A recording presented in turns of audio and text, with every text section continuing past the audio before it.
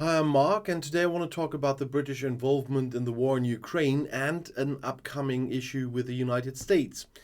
The British Ministry of Defense has proposed to supply Ukraine with missiles with a range of 300 kilometers, and the British would be the first country doing that and would oppose the USA. We need long-range missiles and fighter jets, said Ukrainian President Volodymyr Zelensky repeatedly in the past. In view of the forthcoming counteroffensive, these demands are becoming louder because infantry and tanks at the front can be better protected by missiles with a longer range. Great Britain is now the first country to show its willingness to do so. On May 2nd, the British-led International Fund for Ukraine was examining ways to deliver long-range missiles, as the Washington Post writes. The British Ministry of Defense is examining its own options for supplying missiles. For example, so-called Storm Shadow rockets, which have a range of around 300 kilometers. That's not enough from Kiev to Moscow, which is 756 and a bit kilometers, but the Storm Shadows would change fate on the battlefield. And they could allow Ukraine to retake Crimea. If we would strike at a distance of up to 300 kilometers, the Russian army would not be able to defend itself and would have to capitulate. That's what the Ukrainian Defense Minister Alexei Reznikov thinks, and he told the EU at the beginning of the year. British Prime Minister Rishi Sunak made also clear in February, if the weapons weaken the Russian armed forces, then that increases our security. Should the UK actually send longer-range missiles to Ukraine, the country will turn against the US, because US President Joe Biden has repeatedly expressed concern in the past that Ukraine could use US missiles for targets on Russian territory. But Reznikov assured him, Ukraine is ready to give all guarantees that your weapons will not be used for attacks on Russian territory. But that still hasn't convinced the United States. The Pentagon had already delivered missiles with a range of 80 kilometers and announced another weapons package with a range of 160 kilometers. Although Great Britain has not supplied as many weapons as the USA, it has been a pioneer in the supply of tanks. If approved and Britain supplies Storm Shadow missiles, it could motivate Ukraine's other allies to supply more weapons as well. The final decision has not yet been made, though. And Britain's Foreign Secretary James Cleverly has dampened expectations of Ukraine's expected spring offensive against Russia. Although the Ukrainians have shown that they can defend their country very successfully, there may not be an easy, quick and decisive breakthrough, as Cleverly said on Tuesday during a visit to the US think tank Atlantic Council in Washington. In addition, the British chief diplomat called for continued Western support for Ukraine. The Ukrainians have repeatedly exceeded expectations, as Cleverly said, referring to the Russian war of aggression. However, he was a bit restricted there. We have to be realistic. This is real life, not a Hollywood movie, he said. And Cleverly called on Kiev's Western allies to resolutely continue to do the right thing, no matter how the war unfolds, even in the event of a verbal escalation by Russian President Vladimir Putin. Well, we've seen that often enough. Cleverly went on to say that it is crucial to provide long-term support to Ukraine. If we signal to the world that our endurance is only 18 months, we create an even more dangerous situation for the future, he said. And with that, he was referring to the upcoming US presidential election in November 2024. The currently favored Republican challenger to President Joe Biden, his predecessor Donald Trump, has repeatedly expressed skepticism about US military aid to Ukraine.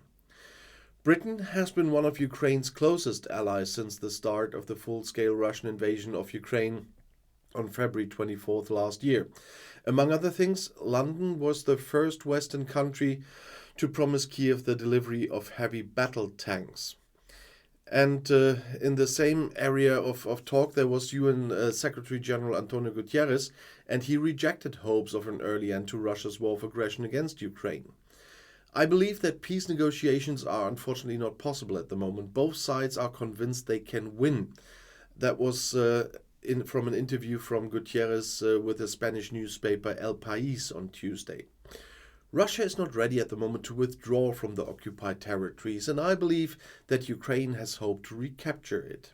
However, he described the probability of a nuclear weapon being used as very low. The Chinese initiative was very important in emphasizing that nuclear escalation is unacceptable, he said. Since it's currently not possible to start peace talks, the focus is on conducting a dialogue with both sides in order to solve specific problems. They are working intensively these days to extend the grain deal, which runs until May 18th. To this end, a meeting of the four parties, Russia, Ukraine, the UN and Turkey, in Istanbul is being prepared. Gutierrez is, by the way, the former Prime Minister of Portugal. In the Ukraine capital of Kiev, the advisor in the presidential office, Mikhailo Podolyak, expressed surprise at the statements.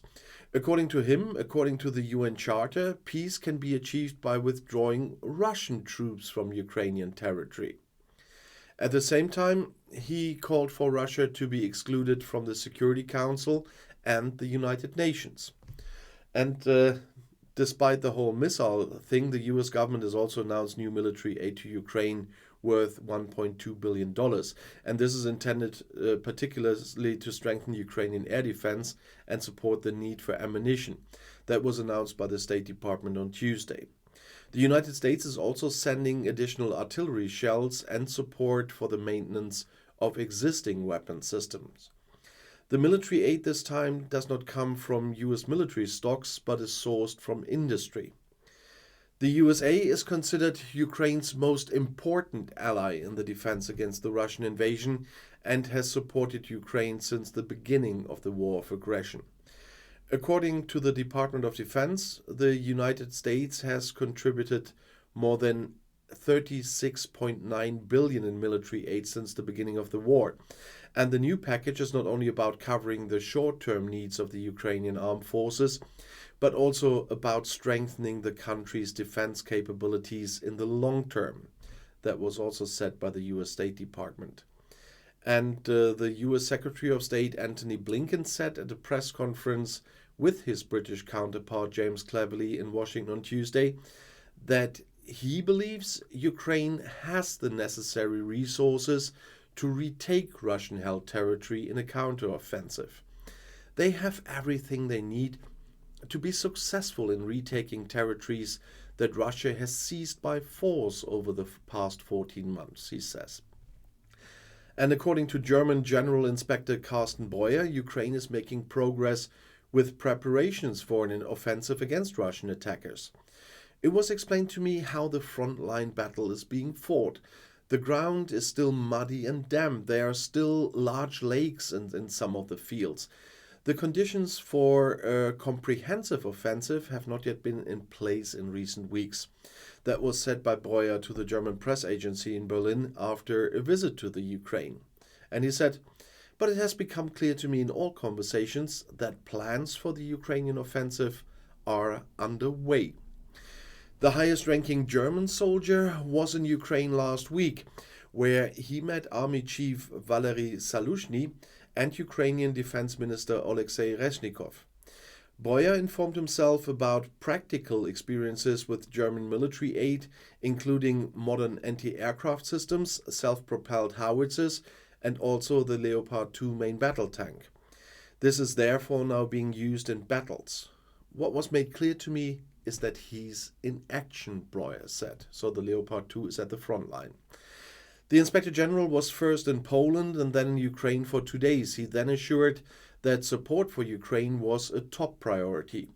And Breuer said, "I experienced nothing of war fatigue, but an almost irrepressible will not only to end this war, but also to win it." And to come back to Great Britain, they want to formally classify the Russian mercenary group Wagner as a terrorist organization, according to a media report. And this is intended to increase the pressure on Russia, as was reported by the British daily The Times. And I took a little bit of a wider view today in this video, which was mainly about the British involvement in the Ukraine war. But first of all, what they are deciding at the moment would be against US interests, or at least against US beliefs, let's put it that way.